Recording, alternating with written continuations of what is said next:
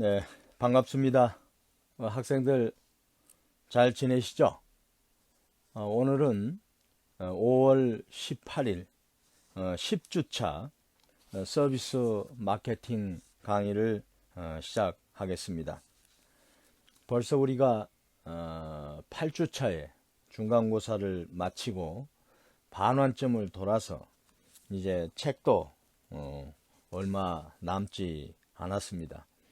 아무튼 앞으로의 나머지 시간 동안 함께 최선을 다해서 정말 유익한, 그 다음에 보람 있는 그런 서비스 마케팅 시간이 될 수 있도록 함께 최선을 다합시다. 저희가 매번 여러분에게 강조 드립니다만은 제가 이제 자꾸 반복 학습을 하는 이유는 사실 우리의 기억의 용량의 한계도 있을 뿐더러 또 효율성을 갖기 위해서는 다시 말씀드려서 장기 기억 속에 저장시키거나 그 장기 기억 속에 저장되어 있는 내용을 운용 기억으로 인출시키기 위해서는 이 반복 학습만큼 중요한 게 없습니다. 그래서 제가 반복 학습을 굉장히 강조하는 그런 입장이니까 여러분들도 제 취지를 이해하시고 적극적으로 반복 학습에 협조해 주시기 바랍니다.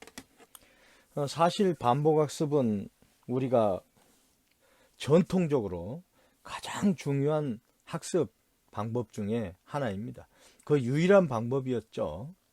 우리가 조선시대 때 사대부들이 과거에 응시하기 위해서 어떻게 공부합니까? 사서삼경이니 하는 이 선현들의 이 고전들을 무조건 읽고 반복해서 외웠죠. 반복하지 않고서 어떻게 그걸 다 외울 수 있겠습니까? 그 다음에 그분들은 말로 하면서 또 눈으로 보면서 귀로 들으면서 오감을 이용해서 책을 다 독파하고, 그럼 책거리라고 그랬지 않습니까? 책을 독파하고 그걸로 끝나는 게 아니고 그것을 이제 장기 기억 속에 오래 남기기 위해서 계속 반복해서 읽고 또 읽고, 그래서 주야 독경이라고 했지 않습니까? 그런 결과로 이제 과거에 급제해서 훌륭한 나라의 공복들이 되고 그렇게 했죠. 이 어학도 마찬가지 같아요. 어학도 우리가 사실은 어학이 어렵다 하면서 구체적으로 뭐가 어려운데 그러면 여러 가지 어렵다고 얘기하지만 실질적으로 보면은 거기에 시간을 투자하지 않았기 때문이죠. 그 다음에 반복적으로 내가 거기에 외우지 않았기 때문이죠. 한번 우리가 두 손을 얹고 한번 생각해 보자고요.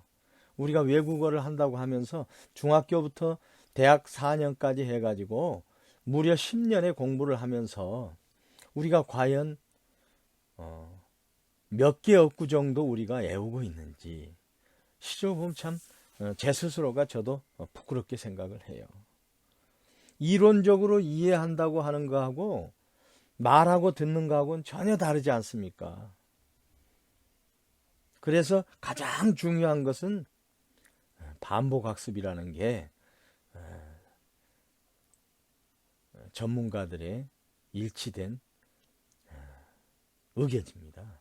그래서 제가 이제 수시로 여러분들한테 그 전주차나 지난주에 배웠던 것을 리뷰시켜 가지고 한번 리마인드 하자. 그렇게 하니까 여러분들도 교육 효과가 크죠. 우리가 책 한 권 500~600페이지 볼 때는 굉장히 난감했지만 자꾸 돌아가면서 보고 하면서 하다 보면 적어도 나중에는 이 책 한 권을 여러분들이 스스로 한 2시간 정도면 다 독파를 해버려요. 2시간 정도면. 그래서 고시 공부하는 사람들이 그렇게 하거든요. 책을 첫 페이지부터 해가지고 끝 페이지까지 하나를 마스터하기 위해서는 한 3~4개월이 걸려요. 근데 그것을 다시 볼 때는 1.5개월이 걸려요. 반감기입니다, 이게. 그 다음에 반감기보다도 더 빨리 이게 되거든요. 그 다음에 이제 세 번째 볼 때는 한 열흘 정도 걸리고요. 그 다음에 네 번째 보게 되면은 한 5일 정도? 그 이후부터는 하루에 다 봐버려요.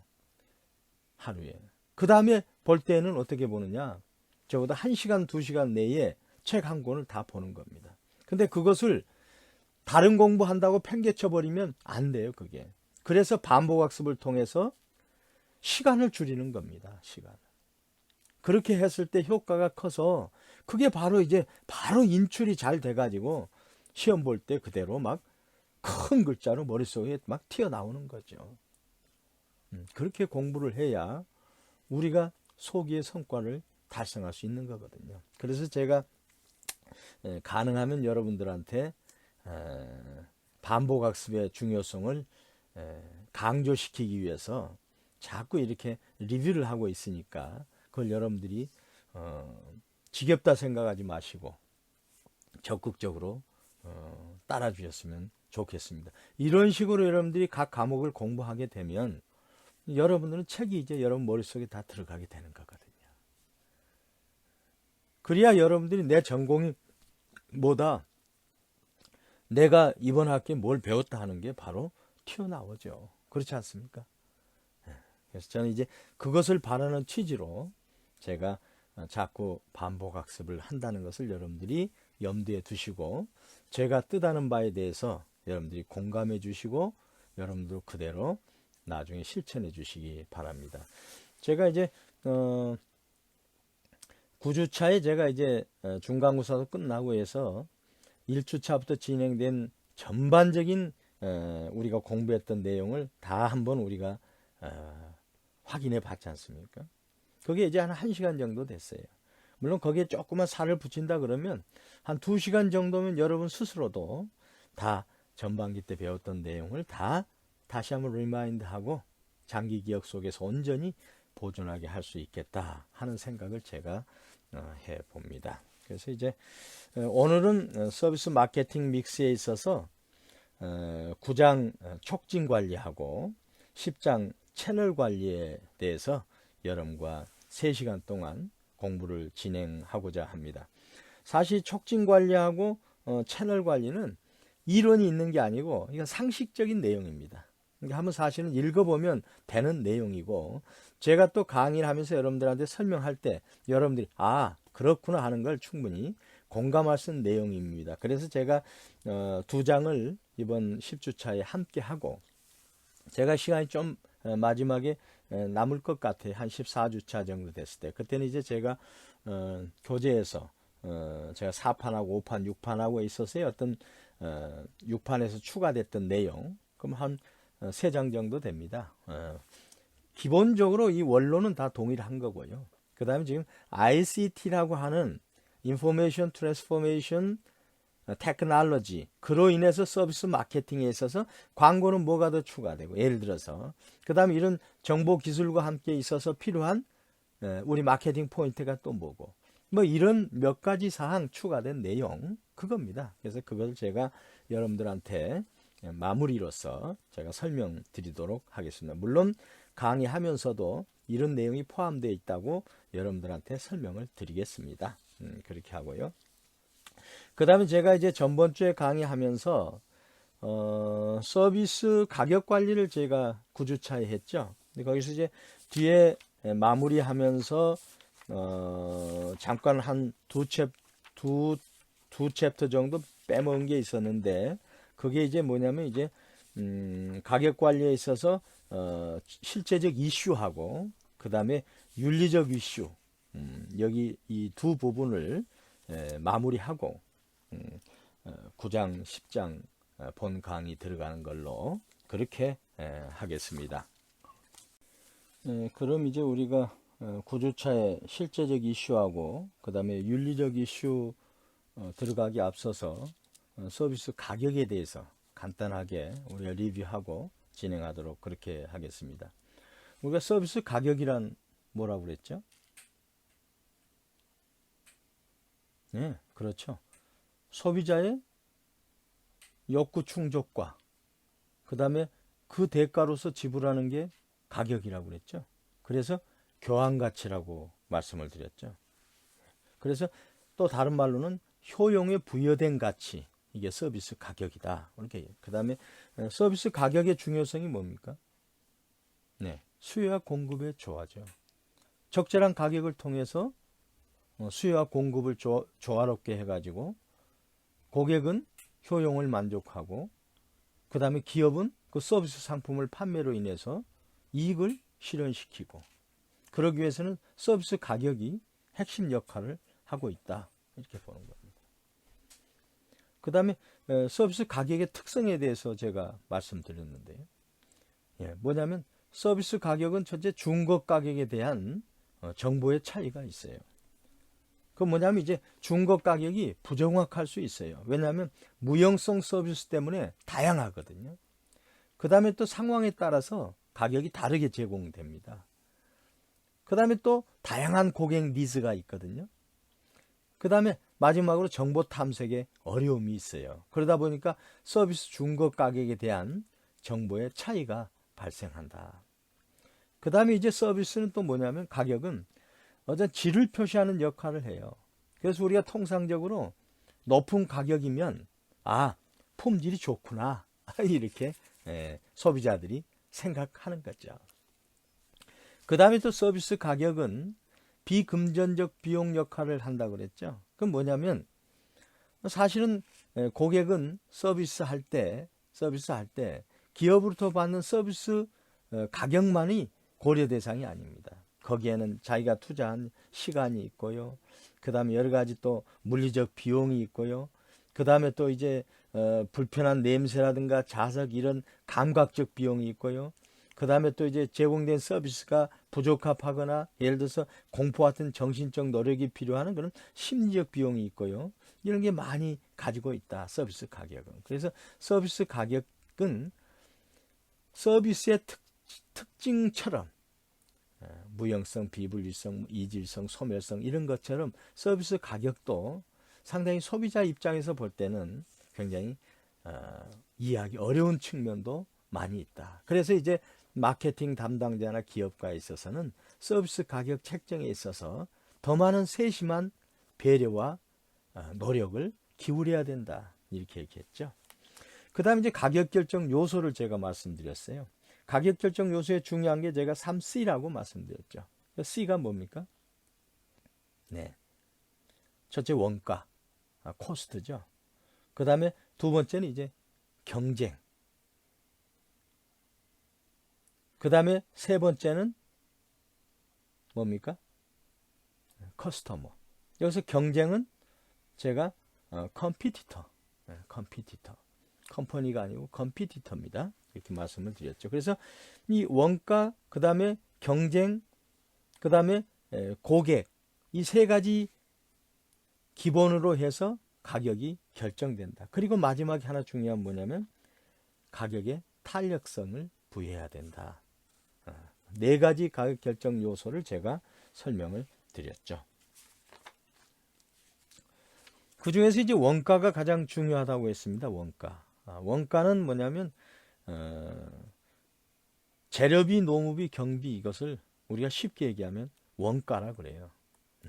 그 다음에 거기에 이윤을 붙이면 이제 가격이 되는 거죠. 그래서 직접비 플러스 간접비, 그다음에 플러스 이윤. 그러니까 직접비, 간접비는 이 서비스에 소요되는 모든 비용을 얘기하는 겁니다. 그 다음에 거기다 이윤을 붙이면 가격이 만들어지는 거죠. 그 다음에 이 가격 원가 속에서 중요한 게 제가 손익분기점이라고 그랬죠. 손익분기점은 Break Even Point, BEP라고 우리가 흔히 얘기하죠. 그건 이제 총 판매가, 그러니까 총 판매가가 있을 거 아닙니까? 그건 이제 판매량에 판매 가격이 들어가겠죠. 거기에다가 판매량하고 변동원가, 그러니까 하나하나 만들 때 변동되는 원가 있죠.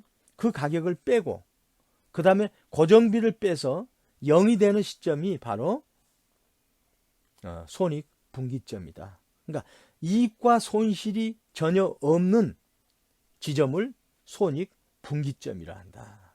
이렇게 제가 말씀을 드렸죠. 그래서 총수입과 총비용이 일치하는 점을 우리가 손익분기점이라고 한다.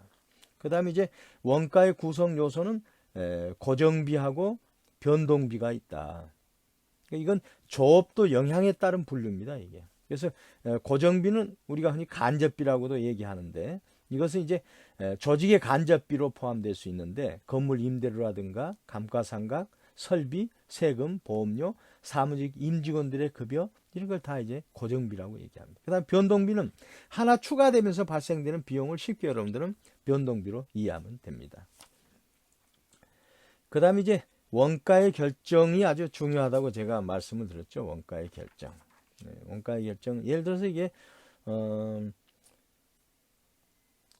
원가를 결정하기 중요하다고 말씀드린 것은 이익을 실현하기 위해서는 가장 기초가 되는 원가를 우리가 충분히 알아야 되기 때문에 그렇습니다. 그래서 여러분들 만약에 이제 기업에 입사하게 된다 그러면 여러분들이 재무부서나 이런 데 가게 되면 출창 원가를 얘기합니다. 그 다음에 영업도 마찬가지죠, 사실은.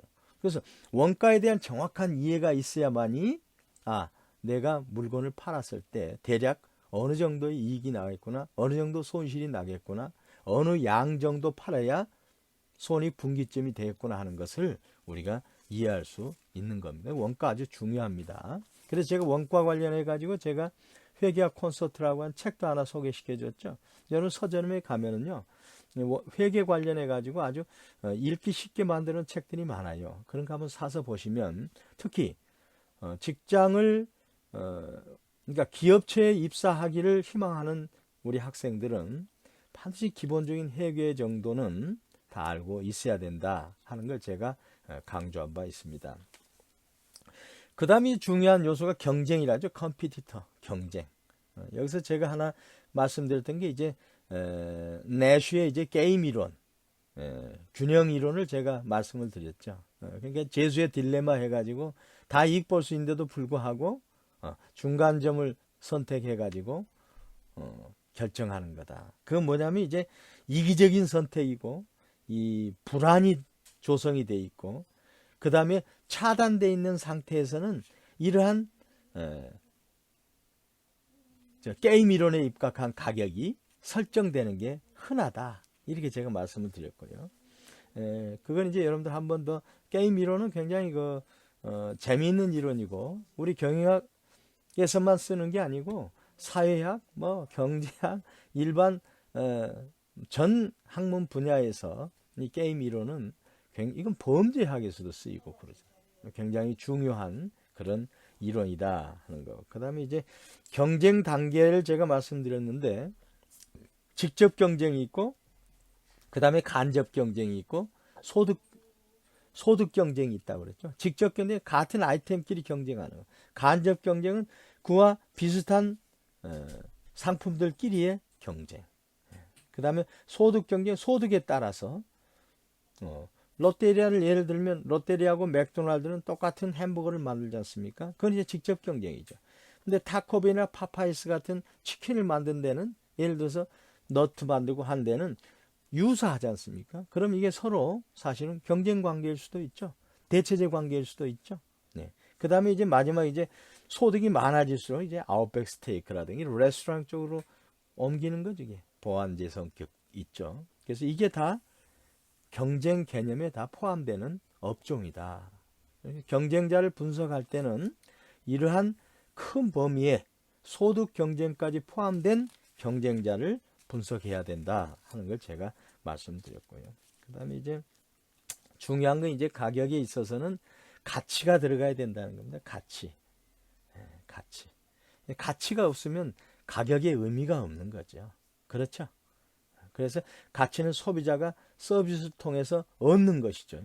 그 다음에 그것을 위해 제공하는 것 사이에 상대적 교호 관계라고 그랬습니다. 트레이드 오프 관계라고 그랬죠. 그래서 소비자는 가격보다 상위의 개념인 가치에 근거해서 구매 결정을 한다. 이렇게 말씀드렸죠. 근데 이제 가치는 또 이런 뜻이 있어요. 가치란 저렴한 가격이다. 그래서 할인 가격 정책을 쓰고 그러잖아요. 가치란. 그러니까 이런 고객은 사실은 할인 가격을 썼을 때 판매가 늘어나는 겁니다. 그 다음에 가치란 서비스에서 소비자가 얻고자 하는 모든 것이다. 모든 것이다. 그건 뭐냐면 이제 가치는 혜택이다. 이 혜택. 그 다음에 위신 가격이다 이거예요. 내가 이런 서비스를 받음으로 해서 내가 프라이드가 생기고 다른 사람한테 뭔가 차별하게 보일 수 있다. 그래서 가치란 혜택이다. 가치란 할인이고 가치란 혜택이고 그 다음에 가치란 품질이다. 그래서 가격이 높으면 품질이 좋다고 판단되고 그 다음에 고객을 세분화해 가지고 차별적인 가격을 설정할 필요가 있다. 무조건 고품질로 할 필요는 없다. 왜? 거기에 맞는 그 기능을 운용할 수 있는 사람의 능력에 따라서 품질을 책정하면 되는 거다. 그 다음에 가치는 총체적 비용 대비 혜택이다. 여기는 이제 고객은 서비스를 구입하면서 사실 엄청난 시간도 투자하고 노력도 투자하고 하지 않습니까? 이게 다 하반대에 대한 혜택이다. 이렇게 보는 겁니다. 그래서 이제 고객이 만약 가치를 증대시키게 하려면 고객에게 뭐가 필요하겠어요? 총 가치를 향상시켜야 되겠죠. 총 가치를. 그 다음에 이제 금전적, 비금전적인 비용을 줄여줘야 되겠죠. 고객으로 하여금. 그랬을 때 이 가격에 대한 이 가치를 증대를 통한 가격을 수용하게 된다 하는데. 그래서 가격 탄력성은 이제 우리가 수요 탄력성, 그 다음에 이제 수요의 가격 탄력성, 수요의 소득 탄력성, 그 다음에 수요의 교차 가격 탄력성 해가지고 탄력적이냐 비탄력적이냐, 그 다음에 보완적 관계냐 대체적 관계냐. 그래서 보완적 관계라면 비탄력적이겠죠.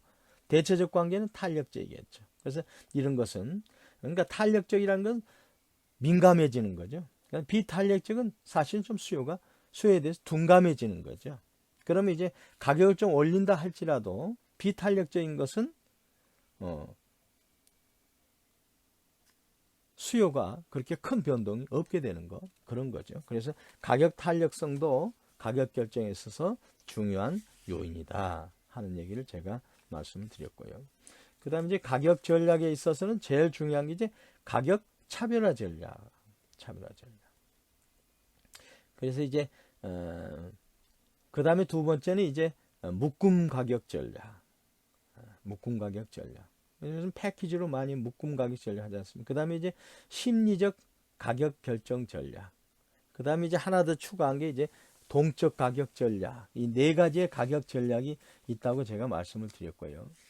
그 다음에 이제 뭐 가격 차별화에서는 이용 시간이라든가 그 다음에 이제 구매 시간 뭐 이런 데에 대한 차별적인 요소를 둬가지고 가격을 차별화. 그 다음 구매자에 따른 또 가격 차별화. 이런 게 다. 그러니까 이용 시간을 성수 시간 많이 몰리는 시간 그 다음에 몰리지 않는 시간. 이런 이용 시간. 그 다음에 이제 뭐 구매 시간에 있어서 수요가 있는 시즌, 비수요 시즌 이런 거 해가지고 하는 거. 구매자에 대한 가격 차별화는 뭐 다 아시는 사안이고. 그 다음에 이제 가격 전략에 있어서 구매량에 따른 가격 차별화를 뭐냐면 비선형 가격 전략을 쓰자. 균등 가격 설정은 너무 심플하지 않습니까? 그래서 이제 비선형 가격 전략. 그래서 비선형 가격 전략이라는 것은 선이 일직선이 아니고 굽어지거나 꺾어지거나 하는 거죠. 그런 것을 이제 비선형 가격 전략이 필요하다. 그래서 거기는 이제 이중 요율 가격, 택시 요금이라든가 이건 이중 요율 가격 아닙니까? 기본 요금이 있고 그 다음에 병산지 요금이 있고 그 다음에 2단계 요율.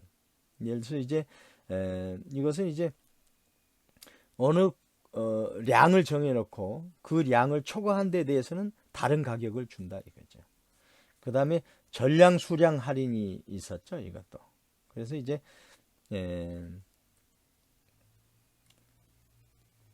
이것도 어떻게 보면 이제 2단계 요율하고 비슷하지만 수량 할인점 이하를 구입할 때는 P1 가격을 적용하고 수량 할인점 이상을 구매할 때는 총 구매량에 대하여 낮아진 가격 P를 적용해서 한다. 그러니까 전량 가격을 할인해 준다 이거죠. 그 다음에 이제 묶음 가격 전략은 이제 순수 묶음 가격이 있고요. 그 다음에 이제 이것은 강제로 묶어 있는 겁니다. 고정되어 있는 겁니다. 서비스 업체가. 그 다음에 이제 혼합 묶음 가격은 이제 자율적으로 고객이 하는 거죠. 거기에 이제 혼합 리더 전략이 있고 혼합 결합 전략이 있다고 그랬고. 그래서 묶음 가격 효과는 고객도 만족하고, 그 다음에 또 이제 뭐냐면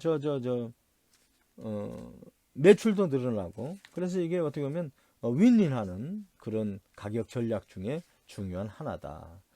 그 다음에 이제 심리적 가격 전략을 제가 말씀드렸는데, 심리적이 굉장히 중요합니다. 이게 가격에는. 그래서 거기에 이제 벌써 또 기대 이론이 있지 않습니까? 기대 이론. 예. 그 다음에 이제 차등적 문턱이 있다고 그랬죠. 그 다음에 이제 타협 효과.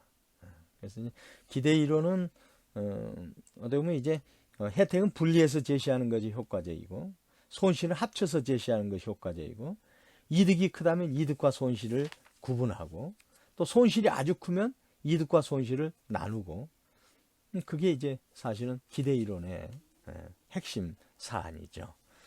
그 다음에 차등적 문턱이라고 하는 것은 JND죠. Just Noticeable Difference 해가지고 뭔가 두 자극 간에 겨우 알아차릴 수 있는 차이. 웨버의 법칙에서 나왔었죠. 그건 이제 제가 설명을 드렸고. 그 다음에 타협 효과. 그 소비자는 극단적인 가격보다는, 극단적인 높거나 낮은 가격보다는 중간 가격을 선호할 가능성이 높다. 그래서 그런 타협 효과도 우리가 심리적 가격 결정의 전략에 있어서 굉장히 중요한 요소로 간주해야 된다 하는 걸 말씀드렸습니다. 이제 전략 수립상의 실제적 이슈에 대해서 간단히 설명드리겠습니다. 첫째, 얼마만큼의 가격을 책정해야 하는가. 예를 들어서 뭐 변동비만 보전할까, 아니면 간접비를 다 보전할까, 그 다음에 BEP를 똔똔을 맞출 수 있도록 가격을 책정할까. 그러니까 그 원가 플러스 원가 요소를 다 넣고 이윤은 없이 판매할까, 그 다음에 이윤을 플러스로 해서 판매할까. 이런 게 이제 다 BEP에 영향을 줄 수 있는 거고, 그렇죠. 공원이익에 영향을 줄 수 있는 거고, 다 그렇습니다. 그래서 또 경쟁사 가격도 고려해야 되겠죠. 이런 걸 다 고려해서 가격을 책정해야 된다 하는 내용입니다. 그 다음에 가격 결정 단위는 어떻게 할까? 단위는 이제 서비스 이용에 있어서 중심이 되는 소비 단위에 따라 가격을 결정하는 것이 중요하다. 그래서 운송 회사들은 전통적으로 거리에 따라 요금을 부과하였으며, 화물 회사들은 중량이나 부피 그리고 거리 등을 결합함으로써 부과될 가격을 결정하였다. 이러한 가격 결정은 일관성을 가질 수 있으며 거리당 평균 원가를 도출하는 데 도움이 되나 일률적인 가격을 유발한다. 그러나 실제로 서비스 조직들은 엄격한 가격 공식에 따라 가격을 결정하지 않는다 이거죠. 거기에는 원가, 경쟁 상황, 고객의 인식, 가치의 상호 관계에 따라서 가격을 결정하기 때문이다. 그래서 가격 결정 단위는 어떻게 할 거냐? 묶음으로 할 거냐? 개별로 할 거냐? 아니면 시간과 중량과 거리와 이걸 다 포함해서 할 거냐? 분리해서 할 거냐? 이런 게 필요하고. 그럼 누구에게 지불할 것이냐? 예를 들어서 대행사가 있을 수 있고, 뭐 은행이 있을 수 있고, 직접 지불이 있고 그렇잖아요. 그건 이제 고객이 편리하게 해주는 거죠. 그러니까 서비스 기업은 중개인의 역할에 따라서 수수료 또 지불하고 그러지 않습니까? 그러니까 누구에게 지불할 거냐를 선택하는 것도 중요한 겁니다. 그 다음에 어디에서 지불하느냐? 어디에서? 그러니까 소비자가 편리한 곳에 지불하면 좋죠. 그래서 공항이나 극장, 그 다음에 스포츠 경기장은 예를 들어서 좀 더 편리한 장소에 위치한 중개인을 이용하거나 계좌이체나 신용카드로 대금을 지불하기를 소비자들은 선호하죠. 이런 것 다. 언제 지불할 거냐? 구매 전 지불할 거냐? 구매 후에 지불할 것이냐? 아니면 구매와 동시에 지불할 것이냐? 아니면 할부로 지불할 것이냐? 이런 게 다 여러 가지 언제 지불할 것이냐? 어떻게 지불할 것이냐? 그건 이제 뭐 신용카드로 지급하냐? 직불카드냐? 선불카드냐? 제휴카드? 이건 다 아시죠? 포인트 결제. 근데 여기 하나 또 간편 결제하고 요즘 가상화폐가 새로 뜨고 있잖아요. 그래서 지금 ICT 발달로 해서 간편 결제하고 가상화폐도 여기 이제 어떻게 지불할 거냐 하는 항목에 이우재 교수가 포함시켰다 하는 걸 더불어 말씀드립니다. 그 다음에 이제 어떻게 가격을 목표 시장에 알려야 하는가. 사실 여기서 본 여러 이슈들에 의한 의사결정이 내려지면 마지막으로 책정된 가격을 어떻게 효과적으로 알릴 수 있는지를 결정해야 하죠. 그래서 소비자들은 구매 이전에 서비스 가격을 알고자 합니다. 즉 소비자들은 언제 어디서 어떻게 가격을 지불할 수 있는지를 알고자 한다 이거죠. 이런 소비자의 욕구에 대해 서비스 기업은 소비자들이 알기 쉽도록 명확한 방법으로 가격을 전달해야 한다 하는 내용입니다. 그 다음에 이제 가격 전략 수립상의 이제 윤리적 이슈. 굉장히 아주 그 이름이 거창하네요. 근데 서비스 가격이 너무 복잡하다 이거예요. 그럼 고객들한테 이 서비스 가격이 이렇게 복잡한 내역이라든가 이를 정확히 고객들한테 알려줘야 된다 이거죠. 그 다음에 숨겨진 가격이 너무 많아요. 왜냐하면 핵심 서비스를 제공하기 위해서는 다양한 부가 서비스가 필요하거든요. 여러분 예를 들어서 하나의 패키지 상품을 사잖아요. 그러면 또 그 다음에 뭘 추가합니다. 그럼 다 돈이 필요하잖아요. 그래서 숨겨진 가격. 하나는 사면 됐는데 예를 들어서 하나 사면 되는데 동영상 소프트웨어를 하나 사면 되는데 그걸 보면은 그걸 하나 사고 나니까 또 다른 기능 다 추가적으로 돈을 내는 게 되는 거예요. 그게. 그래서 숨겨진 가격이 너무 많은데 이런 것은 소비자들의 불만을 살 수 있고 또 기본적으로는 서비스에 대한 불평 요인이 될 수 있다. 그래서 이제 이우재 교수께서는 거기에 추가해가지고 가격 전략의 윤리적 실행 방안 해서 하나 넣었어요. 5가지를 제시했어요. 첫째는 분명하고 논리적인 가격 정책을 제시하라. 그래서 수수료라든가 위약금 등을 반드시 공지하라. 그 다음에 표시 가격은 높게 하고 요금은 할인으로 해라. 그래서 주말 고객은 높은 가격하고 주중 고객은 낮은 가격 한다든가 이런 식으로 해라. 그래서 표시 가격은 높게 해놓고 할인 가격을 낮게 해라. 그럼 고객이 한가할 때는 낮은 가격으로 배려해 주는구만. 이렇게 다 이해를 한다 이거죠. 그 다음에 이제 고객 차원의 혜택을 설파하라. 모든 가격 설정이 고객을 위해서 가격을 설정했습니다 하는 걸 보여주라 이겁니다. 거기 보면 극장에 좋은 좌석 있죠? 그 높은 가격을 책정해도 고객들이 거기에 대해서 불만이 없는 거죠. 고객님을 위해서 이 가격으로 별도로 만들었습니다. 그 위신 가격도 되는 거죠. 심리학적 요인이 적용된 가격 결정입니다. 그 다음에 또 하나는 이제 때로는 할인을 숨겨라. 할인. 그래서 패키지를 구성해서 팔고 묶은 가격만 제시해라. 그러면 어디에 할인이 됐는지 모르고 전체 가격으로 보니까 이러면 싸네. 이렇게 느껴진다 이거죠. 그 다음에 충성 고객을 존중하라. 충성 고객한테요. 바가지 요금 하게 되면 바로 배반하게 됩니다. 그러니까 서비스 기업이 배반하지 않으면 충성 고객은 계속 갈 수 있거든요. 근데 보통 보면 기업이 배반한 게 서비스가 고객이 배반한 게 아니고 기업이 배반하는 경우가 있다. 그래서 윤리적 차원에서 이 5가지를 꼭 실천하면 유치도 좋고, 그 다음에 뭐 있죠? 유지도 가능하고, 그 다음에 충성 고객화하고, 그 다음에 또 뭡니까? Members get members, MGM, 고객이 고객을 또 끌어들이는 것도 가능하다 하는 겁니다. 그래서 서비스 가격에 대해서 윤리적 이슈하고 실제적 이슈에 대해서 설명하면서 전주차 배웠던 내용을 한번 우리가 전체적으로 한번 리뷰해 봤습니다. 오늘 10주차의 이제 서비스 촉진입니다. 서비스 촉진은 우리가 상식선에서 이해할 수 있는 그런 내용입니다. 그래서 상당히 재밌고요. 그 다음에 한번 제가 읽어 나가면 여러분들 충분히 공감하고 이해할 수 있는 내용으로 정리가 되어 있습니다. 그래서 오늘은 홀가분한 마음으로 여러분들 경청해 주셨으면 좋겠습니다. 서비스 촉진이 뭐죠? 프로모션이죠. 프로모션. 뭐냐면 촉진은 3가지 요소가 들어 있습니다. 거기에는 이제 정보를 주는 겁니다. 첫째, 정보를 알려야 고객이 물건을 사든지 말지 하는 거 아닙니까? 그렇죠.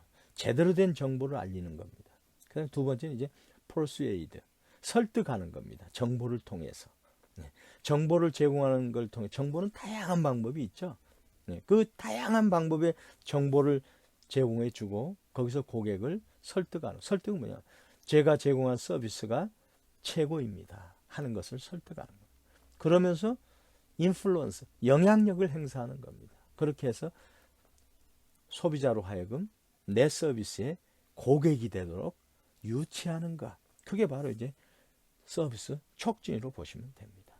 그래서 이제 누구를 대상으로 하냐? 기존 고객을 대상으로 하고 또 잠재적 고객을 대상으로 하는 거죠. 내용을 한번 보겠습니다. 촉진은 고객들에게 자사의 상품을 알리고 고객들이 자사의 상품을 선택하게 하려는 마케팅 커뮤니케이션이라고 정의할 수 있다. 그래서 이제 프로모션을 일부 학자들은 프로모션을 쓰지 않고 커뮤니케이션이라고 써요.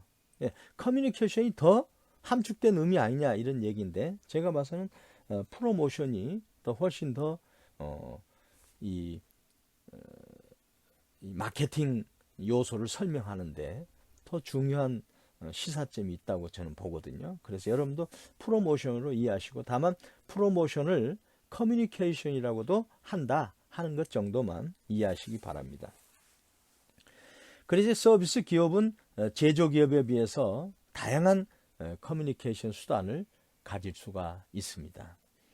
그래서 서비스 마케팅에서는 일반적으로 이용하시는 광고 매체가 있죠. 뭐 인터넷, 신문, 잡지, 라디오, TV, 그 다음에 판촉, 그 다음에 홍보물 만들고, 브로셔 만들고 그런 거 있죠. 그 다음에 인적 판매도 촉진입니다. 그 다음에 여러 가지 다른 수단이 존재하고 있습니다.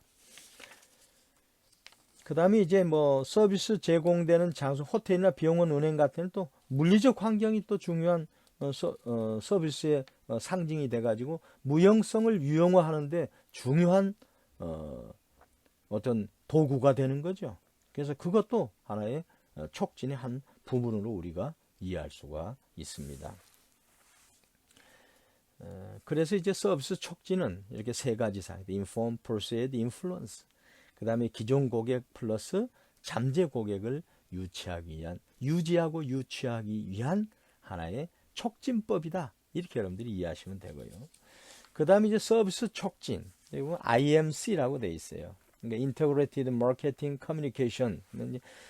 IMC 개념에서 보자 이거죠. 그러니까 총합된 마케팅 커뮤니케이션으로 보자 이거죠. 서비스 촉진을. 예. 그래서 마케팅 환경이 많이 변하고 있어요. 이 서비스 촉진을 강화해야 된 이유가 뭐냐면 첫째, 광고 이외의 촉진 활동의 중요성이 점점 커지고 있죠, 여러분. 옛날 광고 하나만 하면 됐지 않습니까? 옛날 60년대, 70년대 예를 들어서 TV 광고 그럼 한 2개 정도만 지상파 방송을 통해서만 있었지 않습니까? 라디오하고. 근데 지금은 그게 아니지 않습니까, 지금. 최근에는 뭐 이벤트, 기획 홍보, 다이렉트 직접 홍보, 그 다음에 POP 광고, 팝업 광고죠. 뭐 이런 다양한 커뮤니케이션. 그 다음에 TV뿐만이 아니고요. 그 다음에는 뭐 인터넷도 있고요. 뭐 여러 가지 다양한 그런 촉진 활동이 지금 벌어지고 있다. 이게 경쟁이 심화되고 있다. 촉진 활동도. 그렇기 때문에 서비스 촉진이 더 강화되고 필요하다. 그 다음에 이제 매체 시장의 세분화 현상. 이제 뭐 옛날에 일방향 TV, 라디오, 뭐 신문, 잡지, 뭐 케이블 TV 이런 거 있지만 이제는 이제 또 케이블 TV라든가 뭐 인터넷, 모바일 등 이제 쌍방향 매체가 등장한 거죠. 그러다 보니까 매체 시장이 점차 세분화되고 있다. 그 다음에 이제 또 하나는 이제 세분화된 소비자층이 등장했다. 중요합니다. 이게 이제 소비자들이 이제 인구학적으로나 이런 그다음에 이제 사회심리학적으로나 봤을 때 소비자층이 아주 많이 세분화되어 있다. 그럼 그 세분화된 시장을 접근하려면 서비스 촉진도 마케팅이나 광고 이외의 촉진 활동도 다양화돼야 되겠죠. 그만큼 또 중요성이 커지는 거죠. 그 다음에 데이터베이스 마케팅의 도입이다. 이제는 데이터베이스가 제가 뭐라고 했습니까? 이게 기업을 살리고 죽이는 기업의 가장 큰 경쟁력 중에 하나가 이 데이터베이스 마케팅이라고 말씀드렸죠. 그만큼 고객을 아는 만큼 내가 제품을 팔 수 있다 이겁니다. 그래서 이제 데이터베이스 마케팅 도입으로 인해서 이 마케팅 환경이 아주 변화됐다. 그러기 위해서 변화된 마케팅 환경에 적응하려면 어떻게 해야 되느냐? 바로 통합적 마케팅 커뮤니케이션을 해야 된다. 그에 앞서서 이 자료를 한번 보시죠. 9-2의 촉진수단에 비교해가지고 있는데요. 촉진수단에 비교해가지고 있는데, 그거 한번 우리가 보고 넘어가시죠. 보면 이제 광고가 있고요. 그 다음에 이제 판매 촉진이 있고, 그 다음에 대인 커뮤니케이션이 있고, 그 다음에 이제 홍보 PR이 있고 기타가 있습니다. 여기 이것은 뭐냐면 이제 통합적 마케팅에 있어서 여러 가지 다양한 촉진 수단을 여기에 비교해 놓고 있거든요. 보면은 광고는 이제 TV, 인쇄물, 인터넷, 옥외 광고죠. 옥외 광고. 있는데 이건 이제 광범위하죠, 이게. 도달 범위가. 그다음에 비용이 보통이고, 장점은 신속하고 메시지 통제가 가능하지만 단점으로는 효과 측정이 어렵고 정보 양이 제한돼 있다. 그 다음에 이제 판매 촉진은 이제 중요한 게 이제 가격 할인이라든가, 그 다음에 상환, 샘플, 그 다음에 쿠폰, 경품 이런 게 있죠. 이제 도달 범위는 광범위한데 비용은 좀 비싸죠.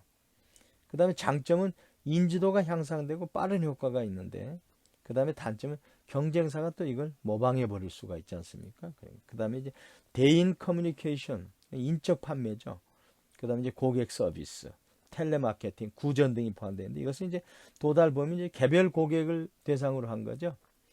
비싼 편이고, 정보 양이나 질이 탁월하고 즉각적 피드백이 되지만 높은 비용이나 느린 속도, 야쿠르트 아줌마라고 우리 흔히 대별되는 인적 판매, 이런 게 사실은 굉장히, 이것은 이제 뭡니까, 이제 상점을 빌릴 필요가 없는 거죠. 그걸 이제 이제 판매원한테 혜택이 더라고 해주는 거죠.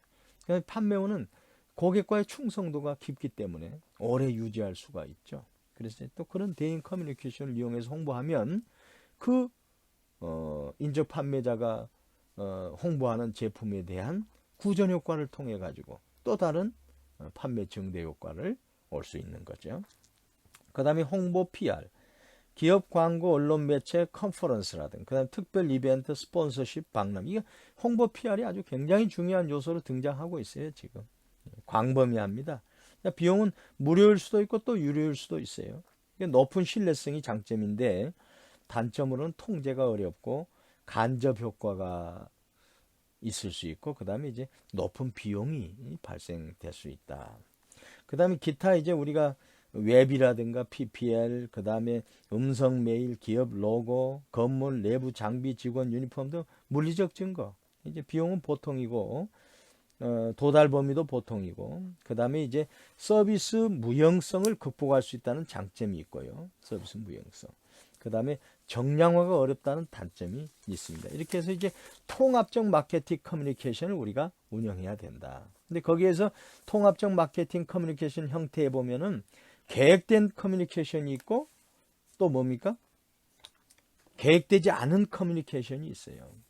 계획된 커뮤니케이션을 유지하도록 노력을 해야 돼요. 광고 한번 볼까요? 타겟 소비자를 공략한 광고로서 계획되는데 소비자의 개인적인 가치에 반하는 광고 내용에 대해서 소비자의 불쾌감을 줄 수, 이걸 제거해야 되겠죠. 인적 판매, 탁월한 여행 상품, 소비자에게 도움이 되는 조언 등 장점이 있는데 판매원의 자세라든가 복장이라든가 태도를 통해서 계획되지 않는 부정적 커뮤니케이션이 될 수 있는 거죠.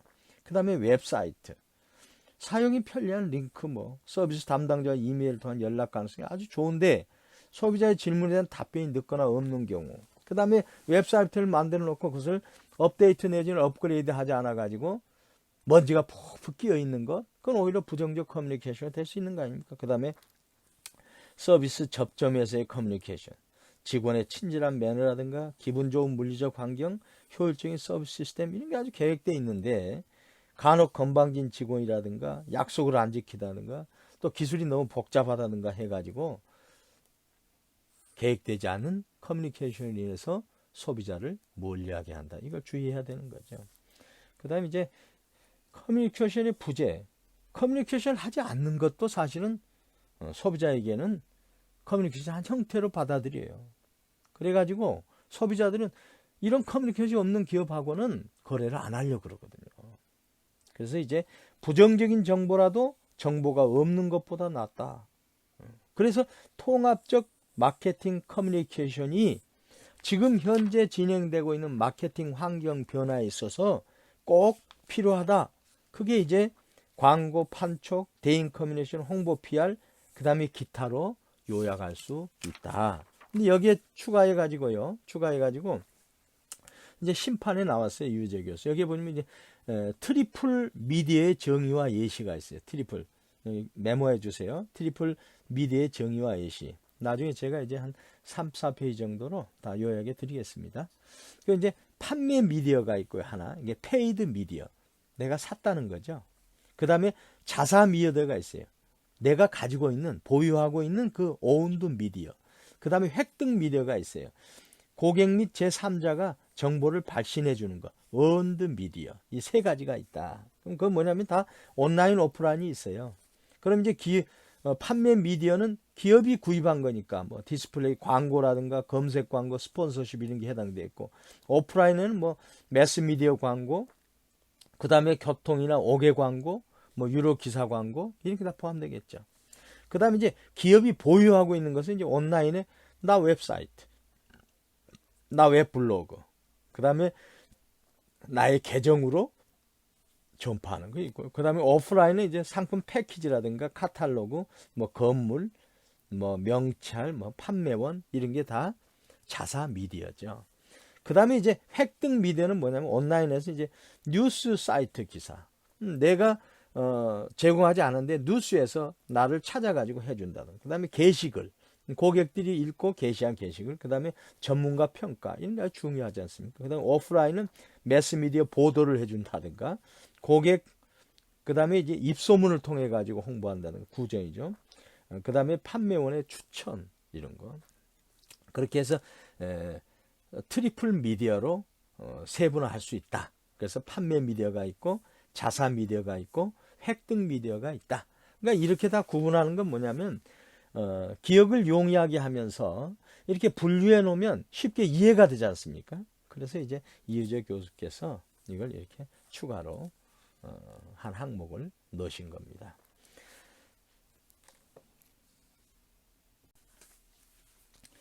그 다음에 이제 판매 촉진이란, 판매 촉진은 왜 중요한가? 이게 네 가지로 분류해 볼 수 있어요. 판매 촉진을 하면 단기적 매출 증대 효과가 있습니다. 굉장히 제일 중요한 거죠. 그 다음에 이제 두 번째는 이제 서비스 간 서비스 브랜드 간의 차이가 적기 때문에 자꾸 고객한테 노출시켜 줘야 됩니다. 그래서 이제 판촉이 필요한 거죠. 그 다음에 촉진에 민감한 소비자가 증가하고 있어요. 왜?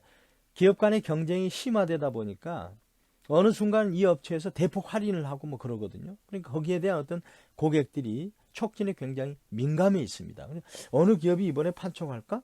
이걸 보고 있는 거거든요. 그래서 이제 판매 촉진이 중요하다. 그 다음에 이제 네 번째는 이제 옛날 전통적인 광고의 역할이 이제 감소가 됐어요. 옛날에는 광고가 절대적이었는데 이제는 그런 일방향의 광고는 많이 이제 영향력이 축소가 됐죠.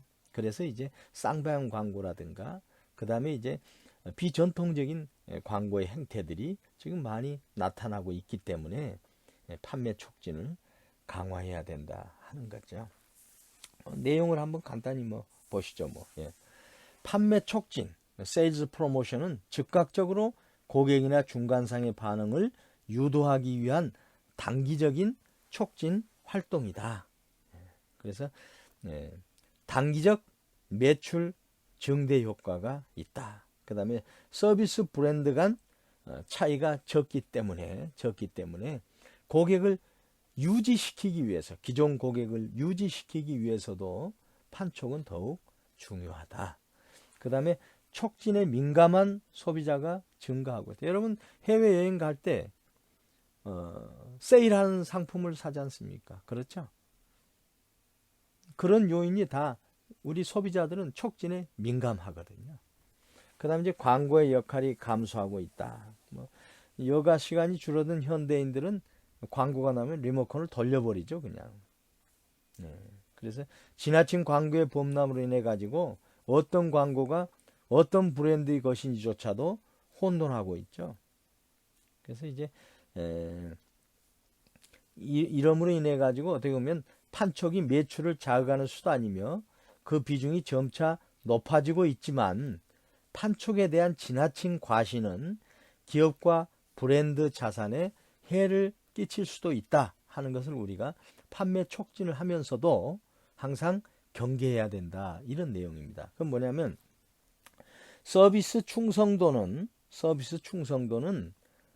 서비스에 대해 상대적으로 좋은 태도를 가지고 반복적으로 구매하는 것을 말한다. 그런데 의사 충성도라는 것이 있다 이겁니다.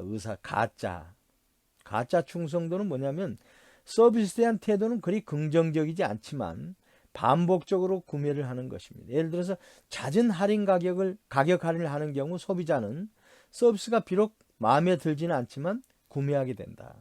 이런 경우 반복 구매가 일어나므로 일견 충성도처럼 보이지만 만약 경쟁사가 비슷한 전략을 쓰거나 대체 서비스가 등장하면 소비자는 바로 돌아선다 이거죠.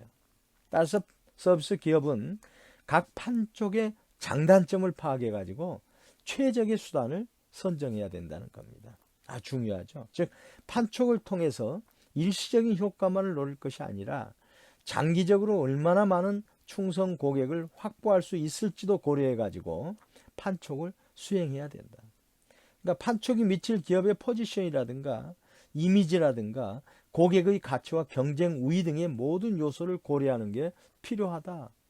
예를 들어서 판촉을 많이 하게 되면 저 회사는 미래가 불안한데 뭔가 문제 있는 회사 아닌가, 이렇게 볼 수 있다 이거죠. 그러니까 판촉이 장점의 요소도 충분히 많이 있지만 그에 맞춰가지고 단점 요소 내지는 위험 요소도 있기 때문에 판촉을 운용할 때 적절하게 시장 상황을 보고 여러 가지 장단점을 고려해서 판촉을 운용하라, 이건 겁니다. 그 다음에 이제 판촉의 유형을 보면은 첫째 가격지향적 판촉이 있고요. 두 번째 이제 비가격지향적 판촉이 있어요. 가격지향적 판촉은 뭐 우리 흔히가 알고 있지 않습니까? 가격 할인하거나 환불하거나 상환하는 거. 그 다음에 비가격지향적 판촉은 뭐가 있을까요? 뭐 샘플을 주거나 쿠폰을 주거나, 그 다음에 이제 프리미엄 고객을 우대해 주거나, 그 다음 뭐 경연대회를 개최해서 경품을 지원해 주거나, 그 다음에 단골 고객 프로그램을 통해서 단골 고객을 충성 고객으로 계속 유지하게 하거나, 이게 판촉의 유형이 이 정도 7가지 정도로 돼 있죠. 그걸 이제 한번 구체적으로 한번 볼게요. 첫째 가격지향적 판촉은 가격 할인, price offs. 이것은 뭐 서비스 가격을 낮추는 것이죠. 다만 가격을 낮출 때 중고 가격이 파악되지 않도록 해야 된다. 예를 들어 성수기에 제값받는 항공 요금이나 레저 요금 등으로 인해서 고객들이 상대적으로 손해를 보는 느낌이 들지 않게 해야 하고, 고객이 가격 할인을 기다린 나머지 지나치게 사용을 꺼리지 않도록 해야 된다. 아까 말씀드린 가격 할인, 그거 중요하지만 그로 인해서 본질적인 내 중고 가격에 훼손을 주거나 전체적인 매출 이익에 있어서 손실을 줄 수 있는 요인을 항상 염두에 두고 고려해야 된다는 겁니다. 거기에는 이제 가격 할인에는 이제 촉진 둔감형 고객이 있어요. 아무리 가격해도 아무 상관이 없는 사람이 있어요. 예. 그 다음에 또 이제 사재기형 충성 고객. 가격 할인했다면 그때 가지고 한번 예를 들어서 10개 사면 될 거 한 50개 사는 고객이 있어요. 아주 좋은 고객이죠. 그 다음에 이제 비사계진 촉진 민감 고객은 사재기 하잖아요. 근데 촉진에 민감해요. 이런 분들은 사실은 이득을 보는 거죠. 그것만 또 바라는 고객도 있어요. 가격 할인만.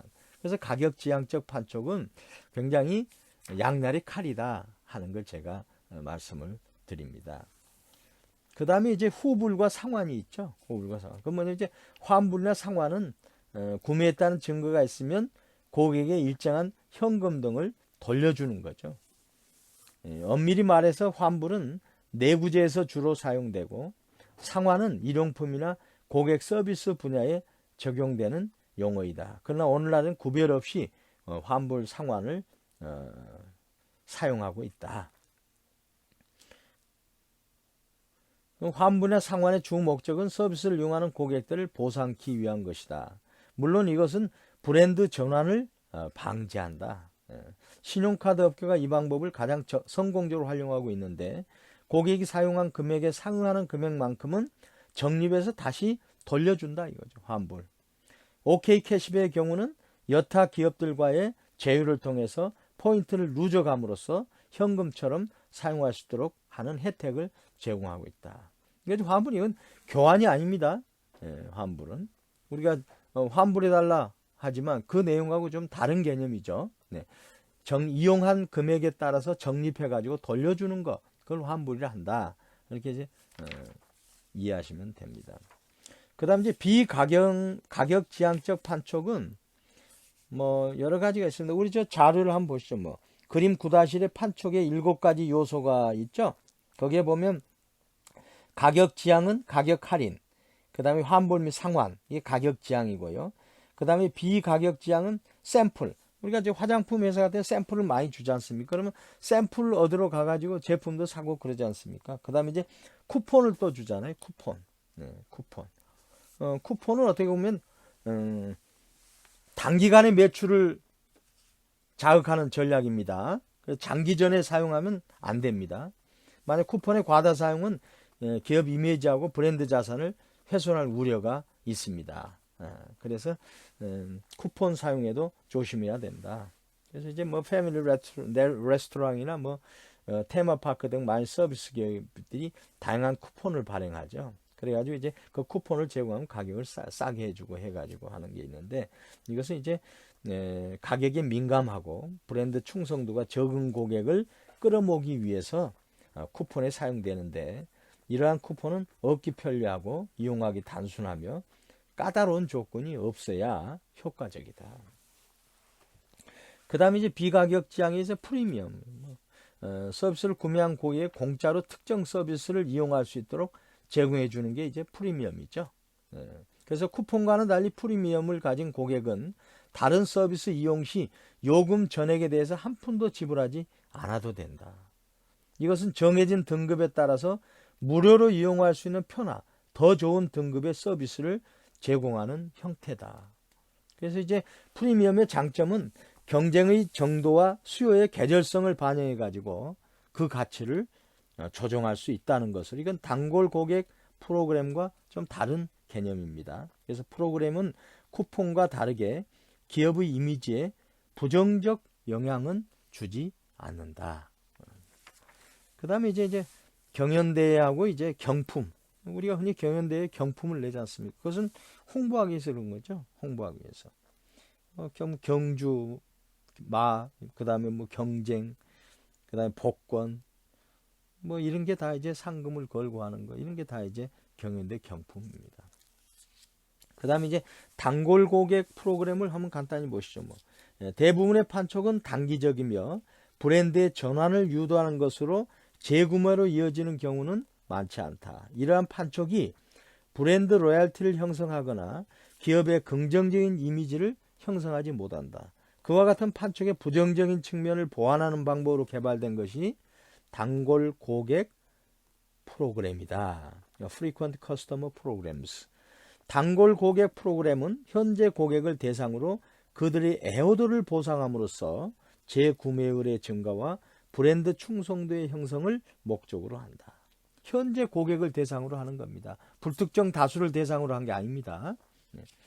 예를 들어서 뭐 커피 비인 같은 데서는 이제 뭐 10잔을 뭐 한 잔 공짜 준다, 뭐 10% 할인해 준다든가, 이런 게 다 이제 단골 고객 프로그램입니다. 이게. 단골 고객 프로그램은 우리가 흔히 많이 보고 있죠.